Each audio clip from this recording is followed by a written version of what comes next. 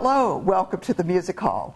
I'm your host, Amanda Stone, and we're here with Princess Diana. No, not Princess Diana, Diana DeGarmo, who is Dora Lee in 9 to 5, an absolutely knockout role that she does a terrific job with, and if you haven't seen her, you need to. Welcome to Dallas. Thank you. Thank you. I gotta know first, do blondes really have more fun? Well, you know what? I've learned they are treated differently. Really? Oh, yes. Yes, it's quite funny to realize when you've been both.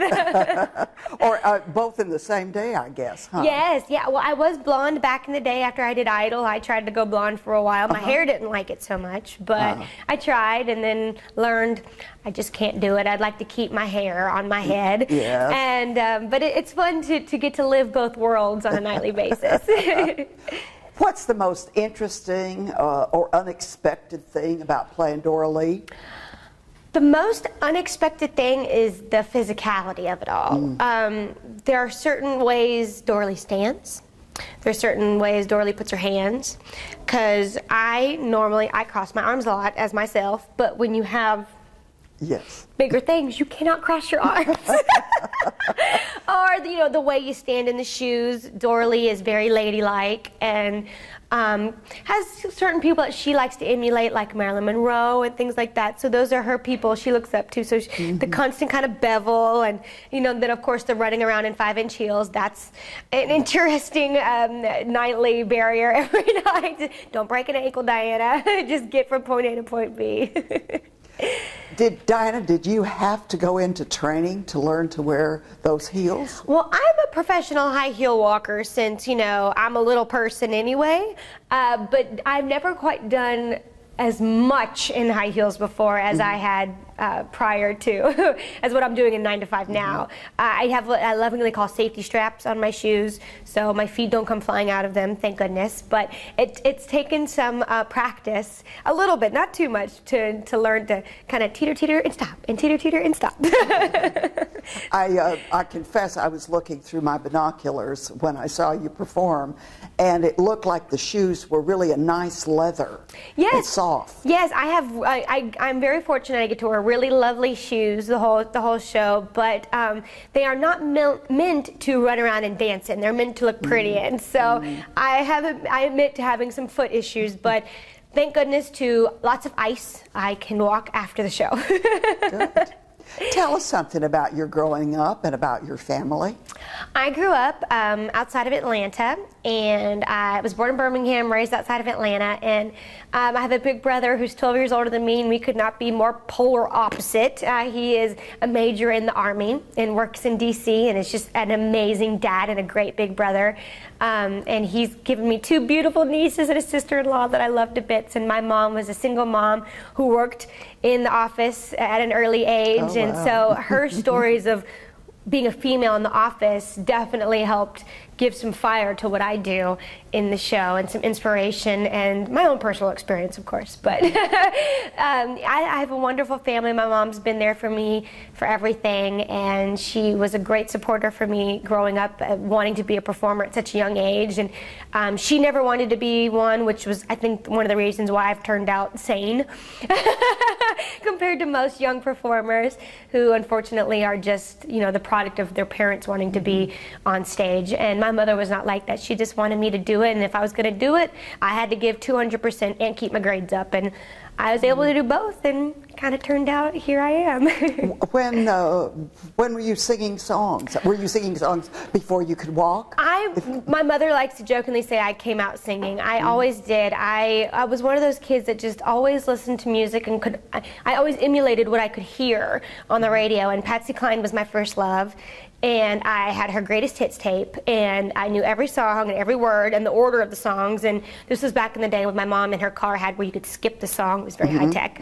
And I would tell her, no, you gotta go back, you gotta go back, you missed one. She was like, if I have to hear Walking After Midnight and Crazy one more time.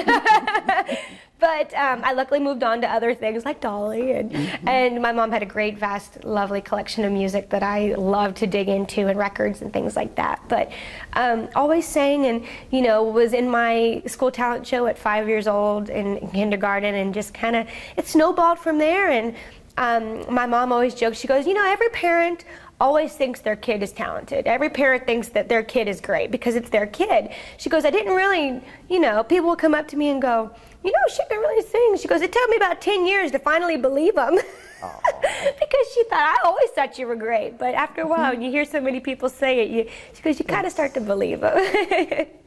How did you get into 9 to 5? What was the audition process? Well, funny story. I, of course, was a big fan of 9 to 5 when it was on Broadway. Went and saw it, loved it. Megan Hilty, who originated the role in New York, was fantastic and just so amazing. And being a Dolly fan, of course, automatically loved the show. And I was in New York doing hair on Broadway, and my agent and I were in a conversation about something else, and she goes, oh, you won't believe what just came out on Breakdowns, which is where they send out all of the auditions. She goes, oh, 9 to 5 is doing a tour. And I said, oh, I want to go in for it. I want to go in for it. She's like, what? No, nobody leaves a Broadway show to go do a tour. It's usually the other way around. And I was like, oh, I know, I'm just kidding, but I would really love to play Dorothy. And I think I just like put it into the universe, because the next day, casting agent called and said, we know Diana's from the South, we know she's a big Dolly Parton fan, and we know she sings country, which is another side of the role that not a lot of people can do. And he said, would she like to come in? And my agent looked at it and realized I actually couldn't do it because my hair contract would have overlapped with the first 2 months of the tour.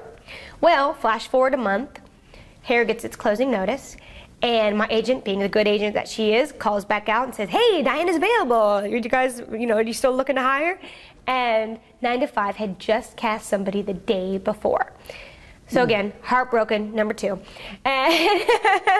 And then fast forward 2 weeks later, get a call back from casting saying, girl could not do the show that we hired. She had to leave the show for personal reasons.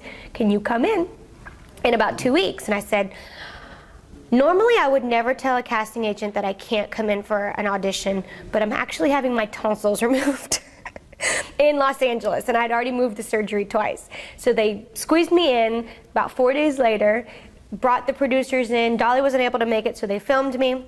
I had the best audition I think I've ever had. Had so much fun, knew so many familiar faces in the room. And this was on a Friday. They said, well, we loved you, we think you're great, but Dolly has to give the final word because it's her role and she gets to pick. I said, totally understand. And I thought, oh, maybe hear sometime next week what they thought. I got a phone call next morning, Saturday morning. Dolly loved you, you got the job. And had my tonsils out and started rehearsals 2 weeks later and been on the road since then. Oh my goodness. What's it like singing Dolly's music and her lyrics? The beauty of Dolly's music is that she tells everything like a story, and it works perfectly for musical theater because that's what we're doing, is telling stories through song. And so it's such a great blend for her, for what she does, into the musical theater realm. And I love singing her music because she just writes beautiful songs that are so pretty and so nice to listen to. And for me, as someone who now writes and records their own music, I understand how vulnerable it is, especially to write a song about yourself, which is what she did for Backwoods Barbie. That is Dolly's song about herself. Right. And she admits that she cries every time she hears it. And I really take that song very seriously because I know how much that means to her as a person and as a performer to have that song touring the country and talking about herself. So I love it, and I feel very honored to get to do it every night. I think 9 to 5 is an earworm that just, you know, you hear it and then it just stays in your head forever. Oh, good. That's what we want to hear. Well, my question is, did it stay in yours when you started rehearsal? Oh my goodness. Well, I go home at night singing dun dun dun dun dun dun dun dun dun dun dun dun, you know, singing all the music to 9 to 5, and I whistle it all the time, and I sing along backstage with even the songs I'm not in. That's when you know it's a fun show, is when you want to just sing along and have a good time, and that's what 9 to 5 is. 9 to 5 is a good 2.5 hours of pure entertainment. We're out there to give you a fun time and take you away from your world and take you back to 1979 and let you remember all the funny things, the good and the bad, about 1979, and you know, just sing some beautiful music for you while we're at it. And the cast seems very strong. Yes. And well rehearsed and not worn out from the tour. Oh, thank you. We've been really fortunate that we have a great group of people that are amazingly talented, amazingly professional, which is sometimes hard to find, even being with, you know, union equity members.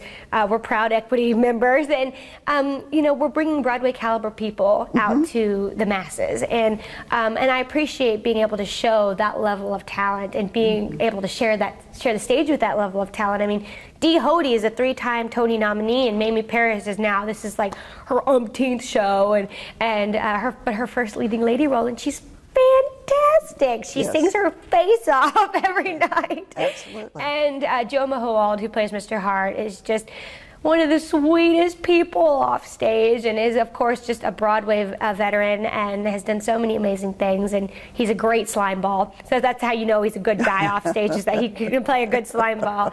And we are fortunate to have a few people from the original Broadway cast with us, which I think helps too to kind of keep that heritage of the show with us.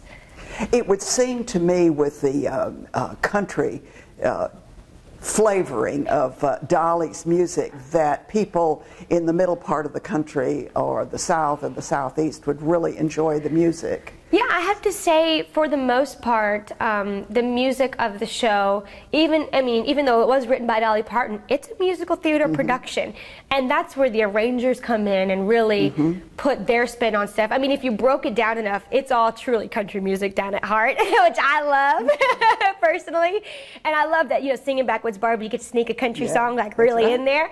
But yeah, the music is very musical theater, and it's amazing to see how truly talented Dolly is, because she did it all herself, and it's a true piece and a work of art. And she's a female. And she's a female working it. But that's another time. Diana, thank you so much for spending time with us. I appreciate Come back. Of course, I love Dallas.